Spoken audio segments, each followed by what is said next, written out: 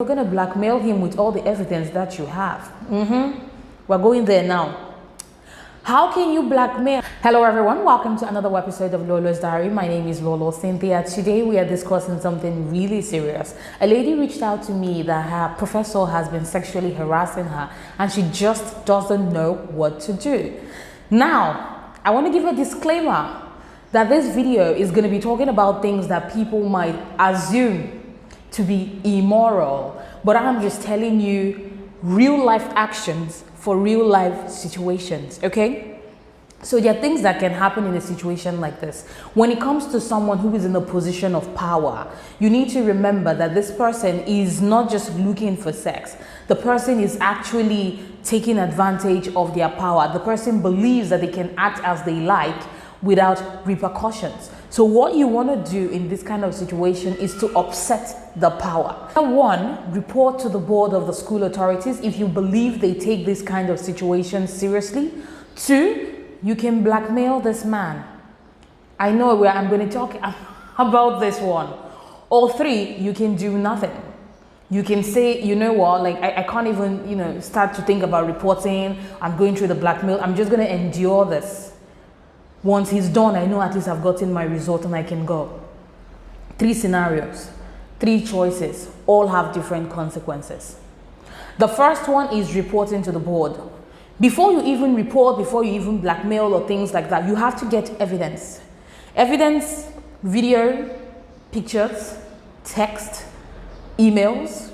The email part, very, very important. People ignore that. The email, strategic. In the email, you're not writing, oh sir, please now leave me alone. In the email, you want to write what happened in a way that anybody who reads it can get a full picture. Mr. Ayo, the day I came to your office to submit my portfolio, I was really surprised and shocked by what you did. When you touched my breast, I wasn't comfortable, but I couldn't say anything because I knew that I wanted this result. And then you unzipped your pants. I didn't know how to tell you. And even when I said you should stop, you refused to stop. If you go, to the board or if you're reporting to someone, you can even show them that mail and say, look, I even emailed him after this to say that I did not want this to continue. Email is a great proof. Another evidence is the pictures, is the audio, it's the video, if you can push it there. But you need to also be careful because you don't know how the person is going to react when they realize or when they figure that you have been trying to record them. So even before you do this recording, before you even do the picture, you want to practice at home. You want to say, okay, when I go to this person's office, what am I going to talk about? What am I going to do to make him say, the things he's been saying? Either maybe when he starts to touch you or something, you can say, sir, I'm not comfortable with this. And you record what he's going to say. Record when you say, I'm not comfortable with this. So people can hear the full conversation. So these kind of evidence is what you can use to support your claim. So when you report to the board, if your school is a university that actually takes actions, when you report to the board, you have so much data, you have so much evidence to back up your claim. However, like I said, every choice has a consequence. If you report to the board, you have to be ready to face some of the consequences. Like, it's not going to be a private matter anymore. If you're the kind of person that you don't want people to know what's been happening, you're trying to be private, it might not be a private matter anymore. Two, if the school is not a school that actually pays attention, this might actually backfire. So you want to think about plan A, plan B. The school says nothing. Am I going to come online and put out all the evidence and say, I even reported to my school and they did nothing? So think about these consequences, that follows your choices or your action. And now my personal favorite, because I like to show people lessons. When you want to blackmail this man, you are not in the mood to go to the board. You don't want it to be like a serious school affair, but you don't want to endure this shit anymore. You are going to blackmail him with all the evidence that you have. We're going there now. How can you blackmail? There are different types of blackmailing. Take your book and write this now. The first one is you want to give it to him directly. Now, you're not going to send him those videos, pictures when you guys are alone because you don't know what he can do or what he's capable of. You either want to send it as a mail, you want to send it as a WhatsApp, or you want to open a new account. New WhatsApp, new email, then you send those pictures, those videos. If you do not leave this person alone, these pictures, these videos would be published online. Look, I'm telling you, I know this is scary. It feels like a movie. It's not a movie. This is real life. It is risky, but it also has high reward. It is not everyone's cup of tea. I'm just putting this out there, but it is a solution and it works. This is not about sex. This is about power.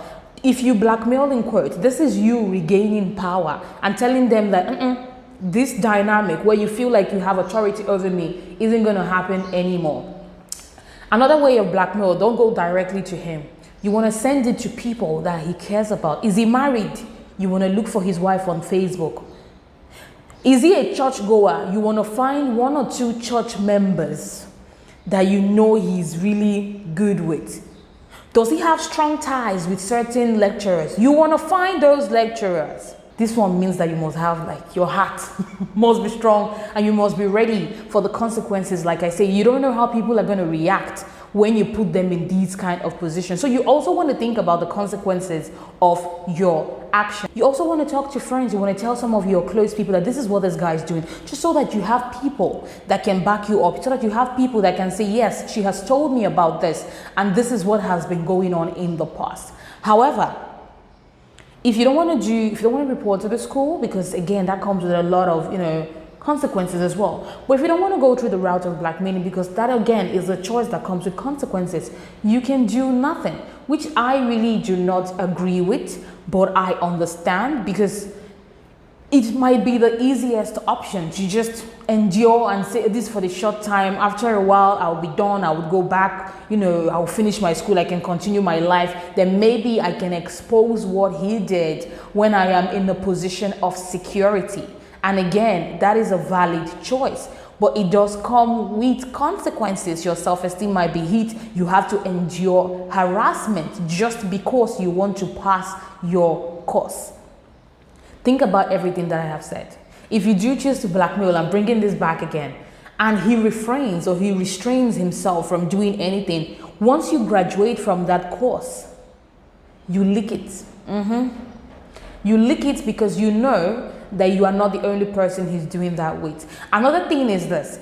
Even if he refuses, if you don't want to blackmail, in quotes, if you don't want to go to the board, you can get those evidence and you can leak it online anonymously. What that does, this is another trick. What that does is that it doesn't show who leaked it, it doesn't show who you are, but it puts a spotlight on him.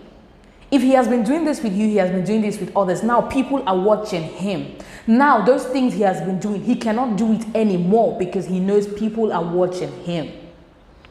These are just little tricks and tips that, as women, I hate to say this, but it's like coping mechanisms, survival skills that you want to employ to deal with predators who take advantage of their power. It is such a hurtful situation to be in. It pains, it hurts, it breaks my heart that women have to go through this. But again, it happens. It is the real life. The ideal world is to report to the board and they, discipline and they, fire him. He goes to jail. That is what should happen in an ideal world. But idealism, realism is different. I want to tell you what you can do to be realistic for you to deal with men like this. There are different ways. I want to hear your story. I want to hear what you've done. If you want to send this anonymously, of course, you can send me a message.